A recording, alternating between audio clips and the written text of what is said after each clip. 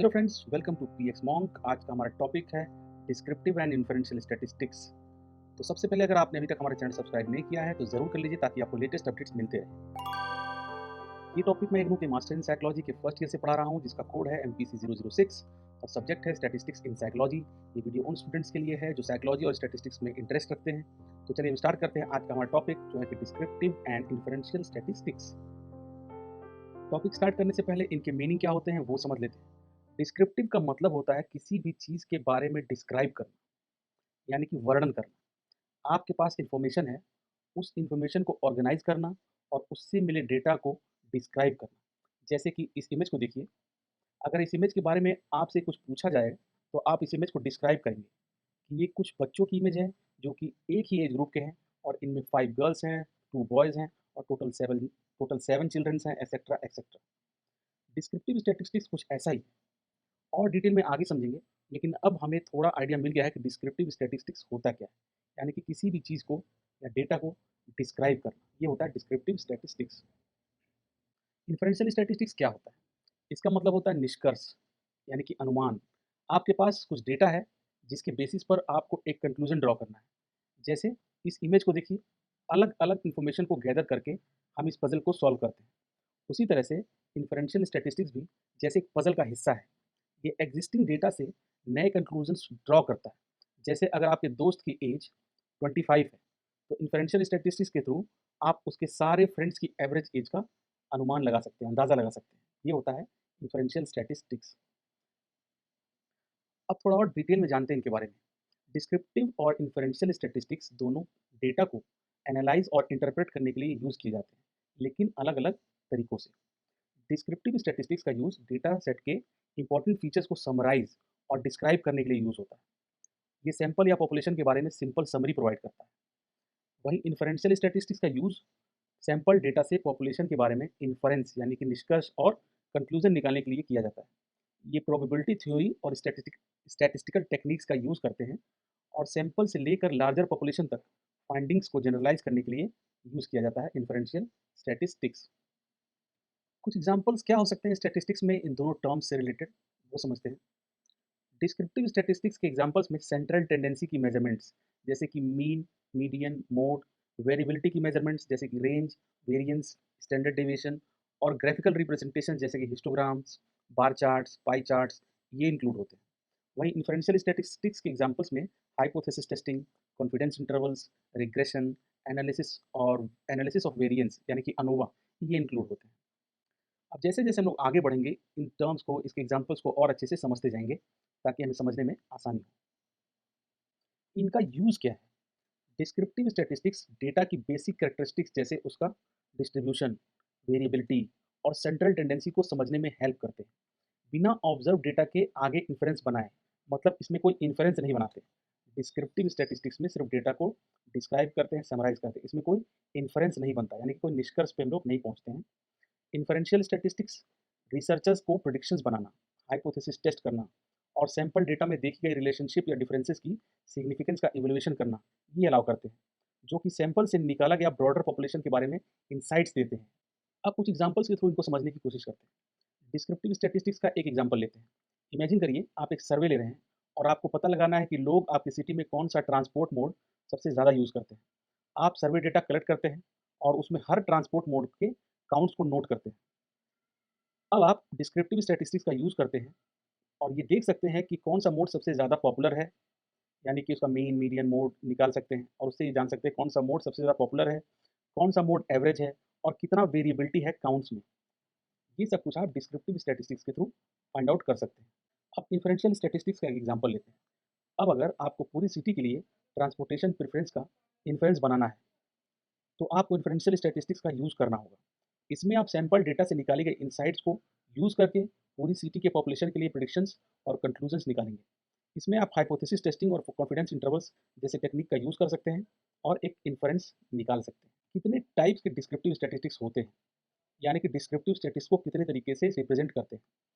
तो measures of central tendency, measures of variability, graphical representations, frequency distribution, ये तरीके हैं डिस्क्रिप्टिव स्टैटिस्टिक्स को निकालने के, फाइंड आउट करने के। अब एक-एक करके डिस्क्रिप्टिव स्टैटिस्टिक्स के इन टाइप्स को समझते हैं और इनके बारे में जानते हैं। सबसे पहले आता है मेजर्स ऑफ सेंट्रल टेंडेंसी। सबसे पहले मैं ये बता दूं कि मेजर्स ऑफ सेंट्रल टेंडेंसी पे मैंने एक डिटेल वीडियो बनाया है, जिसका लिंक मैं डिस्क्रिप्शन में भी दे रहा हूँ। वहाँ से आप उसके बारे में और डिटेल में देख सकते हैं। अब आगे बढ़ते हैं और देखते हैं कि मीन क्या होता है। मीन डेटा सेट का एवरेज वैल्यू होता है, जिसे टोटल वैल्यूज़ को जोड़कर ऑब्जर्वेशंस की टोटल नंबर से डिवाइड करके कैलकुलेट किया जाता है। जैसे कि एग्जांपल में कि एक क्लास में स्टूडेंट्स की एवरेज एज अगर पता लगाना हो, तो हम मीन कैलकुलेट करके निकाल सकते हैं उसको। मीडियन क्या होता है? मीडियन डेटा सेट को असेंडिंग ऑर्डर में क्या करते हैं, अरेंज कर लेते हैं, और बीच का जो वैल्यू होता है, वही होता है उसका मीडियन, यानी कि मिडिल वैल्यू। एक नेबरहुड में मीडियन इनकम का पता लगाना हो, यानी कि मिडिल इनकम का, तो आप मीडियन के थ्रू उसको फाइंड आउट कर सकते हैं। मोड क्या होता है? डेटा सेट में सबसे ज़्यादा बार आने वाले वैल्यू होता है, उसी को हम मोड कहते हैं। जैसे कि मैंने ट्रांसपोर्ट वाला एग्जांपल दिया था कि एक सिटी में अगर आपको पता लगाना हो कौन सा ट्रांसपोर्टेशन मोड सबसे ज़्यादा चलता है, सबसे ज़्यादा यूज़ होता है, तो आप मोड के थ्रू वो पता लगा सकते हैं। यानी जो जो नंबर सबसे ज़्यादा बार आ रहा है, वही होगा उसका मोड। एक एग्जांपल से आपको समझा देता हूँ तो ज़्यादा समझ आ जाएगा और क्लियरली। जैसे कि मान लीजिए हमारे पास ये डेटा सेट है, हमारे पास ये 5 नंबर्स है, 10, 15, 20, 20 और 30। तो इसका मीन कैसे निकालेंगे? हम लोग क्या करेंगे, इसको पूरे को क्या करेंगे, सम कर देंगे और डिवाइड कर देंगे नंबर ऑफ ऑब्जर्वेशन से, यानी कि एन से। यहाँ पे एन क्या होगा, 1, 2, 3, 4, 5, जितने नंबर से उससे डिवाइड कर देंगे टोटल करके, तो वो हमारा निकल जाएगा मीन। मीडियन कैसे निकालेंगे? हम इसको असेंडिंग ऑर्डर में लिख देंगे, मैंने ऑलरेडी असेंडिंग ऑर्डर में ही लिखा हुआ है इसको, और जो बीच की वैल्यू होगी वही होगा इसका मीडियन। तो अभी देखिए, दो वैल्यू इधर हो गई, दो वैल्यू इधर हो गई, बीच की वैल्यू क्या हो गई, 20, तो हमारा मीडियन क्या होगा, 20। मोड क्या होगा? मोड मैंने बताया था, जो वैल्यू सबसे ज़्यादा बार रिपीट हो रही है, बार बार आ रही है, वो होगा मोड। इसमें सबसे ज़्यादा रिपीट कौन सा वैल्यू हो रहा है, 20, यहाँ पे 2 बार 20 आ रहा है, तो इसका मोड क्या हो गया, 20। तो इस तरीके से अगर हमारे पास डेटा सेट है, तो हम उससे मीन, मीडियन, मोड इन सबको फाइंड आउट कर सकते हैं। अब समझते हैं मेजर्स ऑफ वेरिएबिलिटी। सबसे पहले इसमें आता है रेंज। डेटा सेट में सबसे बड़ा और सबसे छोटा वैल्यू के बीच में जो अंतर होता है, उसी को बोलते हैं रेंज। एक वीक में रिकॉर्डेड टेम्परेचर का रेंज हम लोग निकाल सकते हैं। अब इसी डेटा के थ्रू हम लोग फिर समझते हैं। एक डेटा सेट में सबसे बड़ा और सबसे छोटा वैल्यू, सबसे बड़ा वैल्यू क्या है, 30, सबसे छोटा वैल्यू क्या है, 10। तो इसका रेंज क्या होगा, 30 माइनस 10, कितना होगा, 20। तो इसका रेंज होगा 20। फिर आता है वेरिएंस। मीन से स्क्वायर की गई डिफरेंस का एवरेज होता है, जो डेटा पॉइंट्स को मीन के आसपास स्प्रेड को रिप्रेजेंट करता है। मतलब हमारा डेटा जो है कितना वेरी कर रहा है। एक क्लास में एग्जाम के स्कोर्स का वेरिएंस कैलकुलेट करना हो, तो हम लोग वेरिएंस के थ्रू उसको निकाल सकते हैं। डेटा हमेशा वेरी करता है, तो डेटा कितना वेरी कर रहा है, इसको हम लोग निकालते हैं वेरिएंस से, जो कि मीन से स्क्वायर की गई डिफरेंस का एवरेज। फिर आता है स्टैंडर्ड डेविएशन। वेरिएंस का जो वेरिएंस हम निकालते हैं, उसी का स्क्वायर रूट जो होता है, वही होता है स्टैंडर्ड डेविएशन, जो मीन से डेटा पॉइंट्स का एवरेज डिस्टेंस शो करता है। एक पॉपुलेशन में हाइट्स का स्टैंडर्ड डेविएशन निकालना हो, तो आप लोग स्टैंडर्ड डेविएशन के फॉर्मूले से निकाल सकते हैं, यानी कि वेरिएंस को निकालेंगे, फिर उसका स्क्वायर रूट जब निकाल लेंगे आप लोग, तो वही होगा उसका स्टैंडर्ड डेविएशन। अब हम लोग आ गए हैं ग्राफिकल रिप्रेजेंटेशन पे, जो कि डिस्क्रिप्टिव स्टैटिस्टिक्स का एक मेथड है। और हम देखेंगे कौन कौन से मेथड्स होते हैं इसमें। हिस्टोग्राम्स होता है, बार चार्ट्स होता है, पाई चार्ट्स होते हैं। तो हिस्टोग्राम क्या होता है, पहले वो समझते हैं। हिस्टोग्राम एक विजुअल रिप्रेजेंटेशन है जो कंटिन्यूअस डेटा की फ्रीक्वेंसी डिस्ट्रीब्यूशन को शो करता है, जिसमें अलग अलग इंटरवल्स या बिन्स के अंदर होने वाले इफेक्ट्स की फ्रीक्वेंसी को हॉरिजॉन्टल एक्सिस पर दिखाता होता है। तो हिस्टोग्राम क्या होता है? हिस्टोग्राम एक विजुअल रिप्रेजेंटेशन है डेटा का, जो कंटिन्यूअस होता है। जैसे देखिए यहाँ पे 0 टू 5, 5 टू 10, 10 टू 50, यहाँ बीच में कोई गैप नहीं है।